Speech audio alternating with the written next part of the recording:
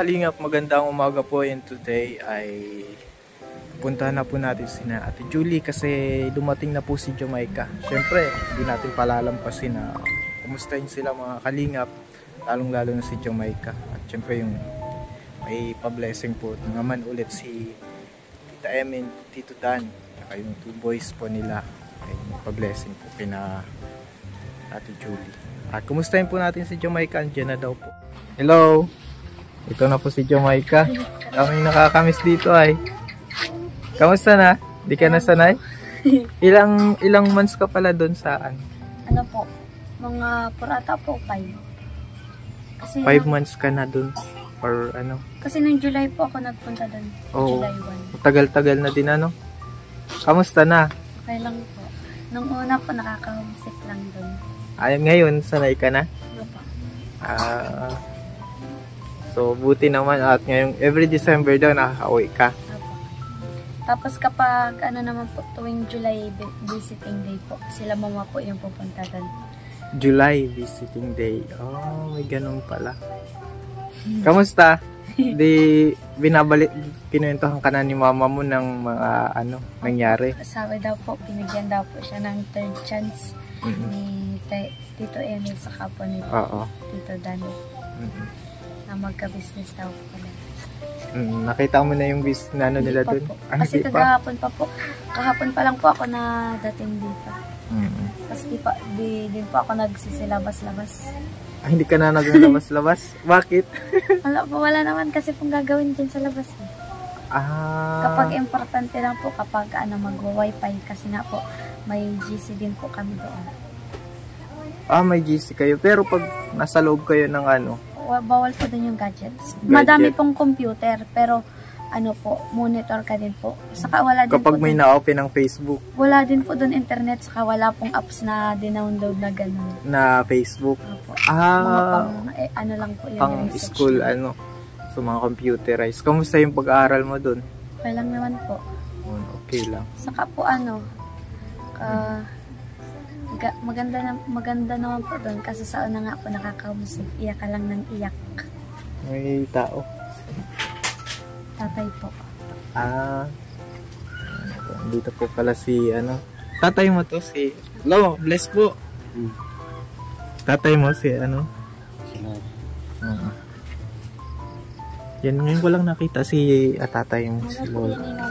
Ay, papa po ni mama. Oo. Kamusta? Na-miss mo dito? Ano po? Oo, di ba? Po. Hindi ko po alam, basta iba na yung iba yung gusto. Di ba dati po, kapag yung nandito ako, sanay ako gala ng gala. Tapos nung kagahapon po. Ayaw mo na maglabas? Lumabas lang ako. Parang natatakot ako sa tao. Natatakot ka sa tao? Bakit naman? Bakit ka natatakot sa tao? Hindi ko alam po. Feeling ko parang nahihiya ka? Opo, ganun. Shy type ka na ngayon? Kasi doon po, kami lang yung nag-uusap. Tapos, linggo. Mga girls lang. Po, wala pong, mga lalaki. Oo. Magaling din po yung teacher doon kasi kapag hindi hanggat di nakaka-catch up ng isang bata yung, yung lesson, hindi po sila nagpapa-quarter exam. Ganun sila.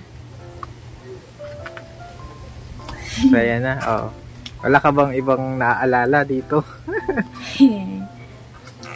Kamusta na yung nakamove on ka na ba dun sa past na nangyari? Opo.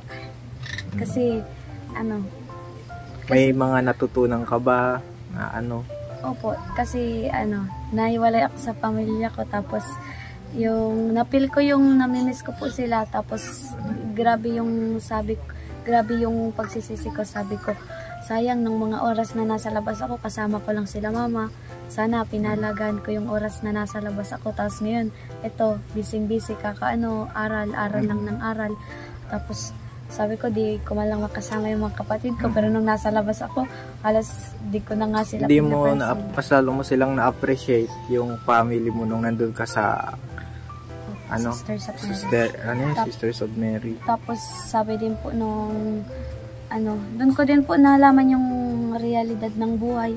Tapos yung parang syempre mag-isa ka lang po, tapos aral ka lang ng aral. Yung nakaka-meditate ka baga po, na Di ba, Jamaica, nagka-boyfriend ka?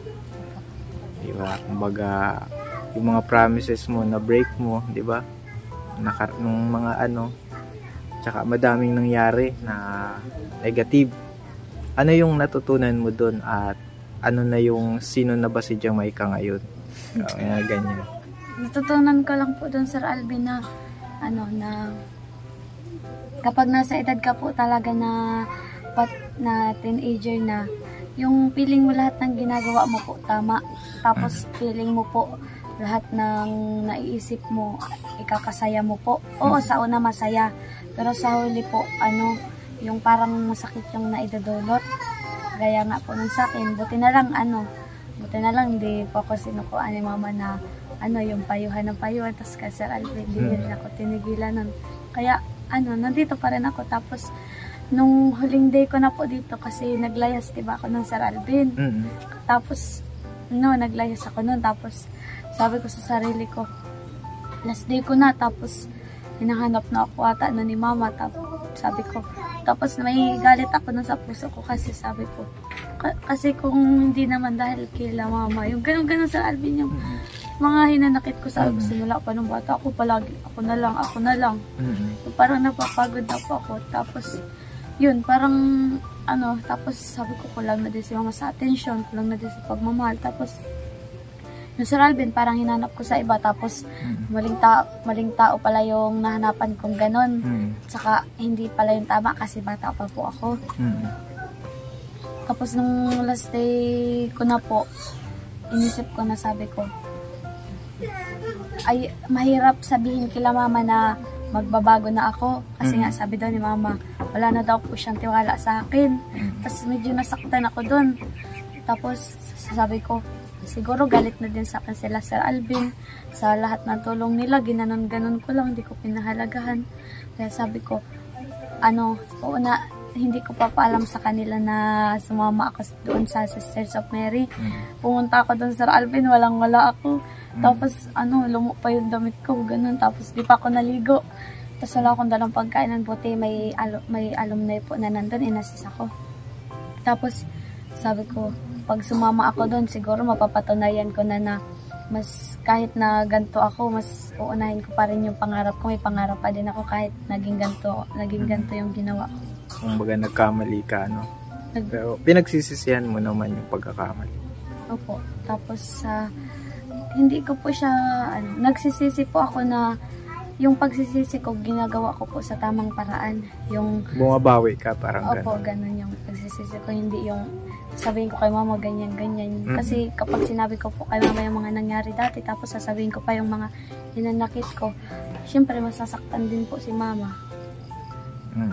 Pero okay lang na halimbawa may hinanakit ka kay mama mo, pwede sabihin mo sa kanya, kasi deserve niya na malaman para magkaunawaan kayo. Para malaman ni mama mo kung ano ng sitwasyon. Parang kala ni mama mo okay ka lang, pero ang dami mo na palang hinanakit. Mas better na isabihin mo sa kanya. Ayoko po siyang sabihin, kasi kapag nagsasabi po ako dati kay mama ng problema, feeling ko po binabaliwala niya lang. Yung sasabihin ko, mama ganyan, nakikinig siya sa akin, pero wala pong act na ginagawa si mama. Yung ganun po yung napipili ko. Hanggang nasanay na lang po akong ganun. Saka habang tumatagal yung parang mga problema ko, nahihiya na po ako sa kanyang sabihin. Ganun, Sir Alvin. Kaya sa mga viewers po natin, sa mga viewers ko po na na mga magulang po na may anak din po kayong babae natin, po, padalaga din po. Madami po yan na hinaharap po ng mga problema, ngingiti-ngiti lang po yan, pero sa loob po niyan may mga po yan. Mas better na kausapin. Po. Saka, meron kasi pong magulang na iba-iba kasi po ang ang sitwasyon ng buhay natin. Siguro ganun, saka marami po akong mga kapatid. Kaya much better na unawain na lang po. Parang feeling ko naging matured ka na eh. Siguro sa mga nakakausap mo din dun sa mga sister, matured na yung pag-iisip mo. Saan talaga tuloy-tuloy na ano, wag ka nang ano, kasi ang tukso di pa rin yan nawawala eh. Kumbaga I mean na yung tukso, alimbawa, yung alam mong mali, gagawin mo pa rin, di ba? Natutukso ka na, alam mo mali to pero gagawin mo pa rin. Parang mas better na you need to choose the right. Ano yung tama na gagawin? Ano? Naisip ko din yan, Sir Alvin. Sabi ko, lalabas na naman ako. Tapos sabi ko, baka makita ko na naman yun. Kasi dati di ako tinitigilan ng Sir Alvin talaga. Kahit ano, tapos sabi doon yung papakamatay ako, ganyan-ganyan. Sabi nung ano? Opo. Tapos natatakot ako, Sir Alvin. Siyempre, may konsensya pa rin po ako. Baka sabi ng pamilya nun, kasalanan ko kung bakit mamatay yun, ganun-ganun. Kaya, ganun, Sir Alvin. Nalito ako nun. Huwag ka maniniwala. Kasi ang reason niya kung bakit niya yung sinasabi, tinatakot ka niya. Pananakot kasi yun eh. Papakamatay. Diba? Kumbaga, dahil dun, Sir Alvin, dahil po dun sa paggaganon ko, Sir Alvin, natuto ako nung uminom. Nag-inom ka? Natuto akong uminom, Sir Alvin. Sinong nagturo sa inyo? Hindi ko alam, Sir Alvin. Basta pa, di ba, magkasama kami ng Sir Alvin. Tapos, hindi ko alam, Sir Alvin, kung ano nangyari. Importante, na talaga, maging okay ka na. Jamaica, talagang ito na yung parang last chance mo na para sa sarili mo. Kasi may mas better na prepare sa'yo sa Lord na mas better. Yung tutulungan ka. Tutulungan ka sa lahat ng bagay. Ganyan din ang ganyan din. Kasi lahat naman, ako nagdaan din ako sa pagiging teenager.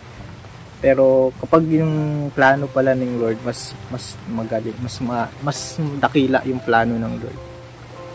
Lalong-lalo na diyan sa mga partner. Kaya Sir Alvin, nung paglabas ko sa Sisters of Mary, sabi ko, baka matukso ulit ako. Tapos sabi ko, alam ko na gagawin ko, master ko na. Ganun. Master mo na. Pero don't be so confident sa mga ganyan. Trust the Lord. Guide ka ng Lord, protect ka ng Lord sa lahat. So, may bibigay pala ako kay Ate Julie. Dito ka, Ate Julie. Ako din po, Sir Alvin, may bibigay. Ay, may bibigay ka? O sige, kunin mo na. Kay Tita Amy po, tas kay Tita Dan. Tapos sa po, Sir Alvin. Okay lang, maulan. Sir Alvin. Ito. May sulat pa ako para kay Tita Amy po, saka kay Tita Dan. Kasi si Sir Alvin, wala pa po akong trabaho, kaya sulat lang yung kaya ko po. Sige, basahin mo na kasi papadala pa natin yan. Maikli lang naman siya sa Alvin.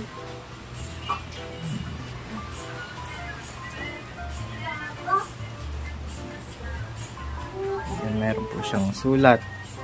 Sina Tita Em and Tito Dan talaga ang Kahit burn out kagabi, ginawa ko to, Sir Alvin. Opo. Dear Tita Dan and Tita Amy, this is my first time to write for you. Gusto ko lang pong magpasalamat kasi kayo po ay nagtiwala at tumanggap sa sitwasyon ng buhay namin. Alam ko po na alam ninyo kung ano pong istorya ng buhay namin. Sana po huwag kayong magbabago at huwag mag-asawang tulungan kami. Super thankful po kami sa inyong mag-asawa. Palagi po sana kayong pagpalain ni Lord. Tumagal po sana ang inyong relasyon at ang inyong buhay. Again, thank you and Merry Christmas po. Wow. Yun lang, Sir Alvin. Tsaka yung Sir Alvin, para sa iyo po. Ito. Wow, mayroon din para sa akin na sulat. Parang ako yung kinakabahan sa sulat mo ha. Ay, mahaba. Mahaba mga kalingap. O sige, pwede basahin mo. Dear Kalingap Alvin, gusto ko lang pong magpasalamat sa lahat ng tulong niyo sa akin at sa aking pamilya. Salamat rin po kasi di niyo po ako sinukuan. Inintindi niyo pa rin po ako. Sana wag kang magbago, Sir Alvin. Ang wish ko lang po para sa iyo, sana may matagpuan ka pa po na bata na masalimuot ang nangyari sa buhay. Tulad ko, palagi ka sanang gamitin, Lord, para tulungan ang mga nangangailangan. Thank you din po pala dahil kung di ninyo po kami tinulungan, di ko po alam kung ano na ako ngayon. Kung buhay pa ba ako dahil din po sa inyo kasama ko ang mahal ko sa buhay. Kaya ngayong magpapasko, wish ko po pagpalain tayo ni Lord. And also for goodness of our God. Ganun. Goodness of our God.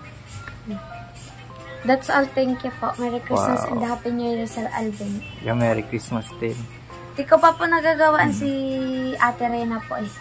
Oo. Kasi May Christmas party tayo ka. Baka pwede nga. Ano? kailan po? I-chat ka namin. Kasi busy si mama mo. May business. Pero ikaw, pwede ka maka-attend. Ha? Padala na lang namin. Ay, may bibigay pala ako kay Ate Julie, oh. At merong kaulit na 5,000. Ito ay para sa negosyo, Ate Julie. Dagdag puhunan.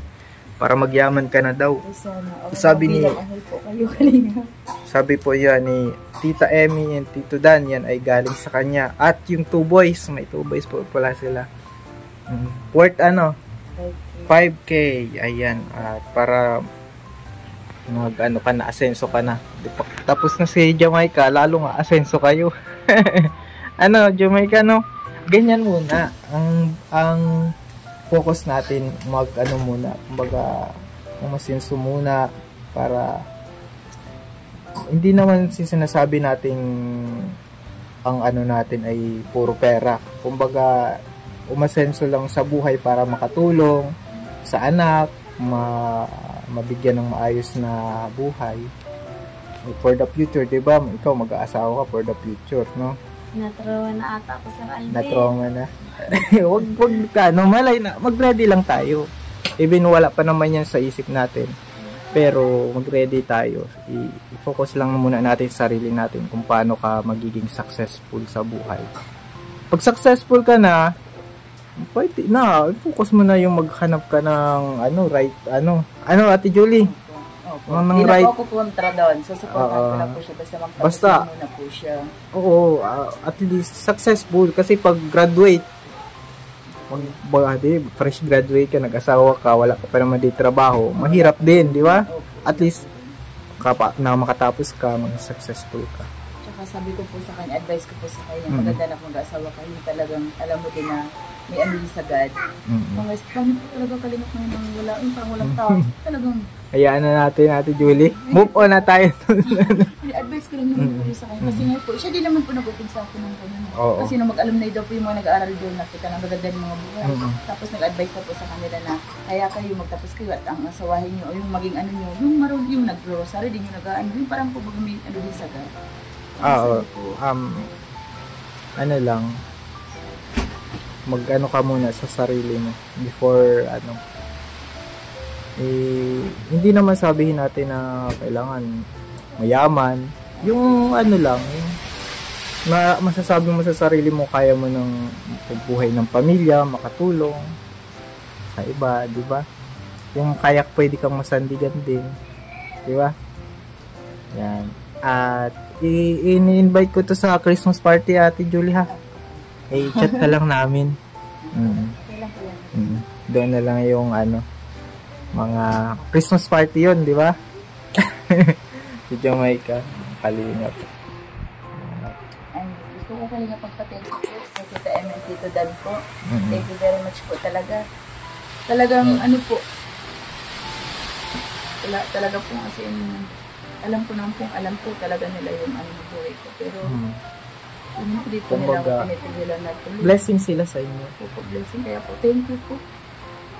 Kaya po talaga akong kahit na po baga sabihin, puro na po na-disappoint, para po kung saan nga po napapagod na lahat po winutulusan. Kasi wala po ba akong maipakita na, or maipaano na paano ko po yung mga binigay nila. Pero sila po, ito, talaga po kasi parang pinapakita po nila na huwag ako mawala ng pag-asa. Pinapalakas po nila yung group ko. Kaya po ni May Trena. Yan, si mate mo, si May Trena mo, di ba? Alalayan ka niyan.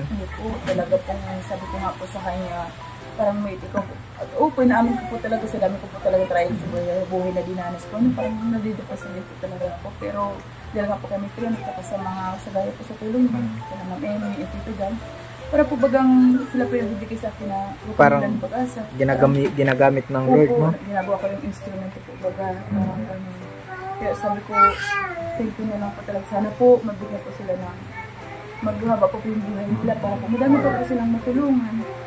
Opo. God bless Ate Julie at at nawa, mamaya magtitinda kayo ulit Oh, sige. God bless, ingat. At hanggang sa muli, Jamaica, kita-kits sa Christmas party. At anong plano mo ngayon? Dito? Wala po, Sir Alvin. Dito Wala lang? Dito lang? Di ba namimiss mo sila, di ba? Yung family mo?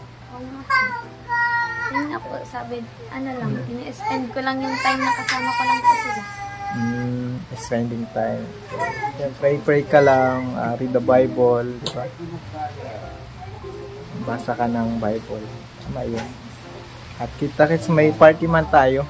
Hindi ka mapuporin. At salamat sa sulat pala. Yung sulat. Dadaling ko yung sulat mo. Oo. Asa na? Yan. Dadaling ko yung sulat ng mga kalim. Siyempre, appreciated po natin yan kasi gawa yan ng mula yan sa puso ni Jamaica. At paano yun, magpapaalam na ako Ate Julie, God bless po. God bless. Ingat po kayo kasi malakas po ang ulan. Oo man. God bless God bless din po, Sir Alvin. Anong hiling mo ngayong Pasko? Po, Sir Alvin? Oo. Pag di ko na, health, good health lang po ng family ko, tapos more blessings to come po sa atin, tapos peace and unity ng mundo. Yun lang, Sir Alvin. Ng whole world. Tama yan. Po, ayoko pong mag-wish ng todo-todo kapag ngayong bata pa po ako. Lang? Gusto mag-wish kapag nakapagtapos na po ako ng pag-aaral. Para matutupad talaga po. Tsaka, syempre sabi mo kanina na stress ka sa mga gawain. More power sa gawain mo dun sa school. And more wisdom. God bless.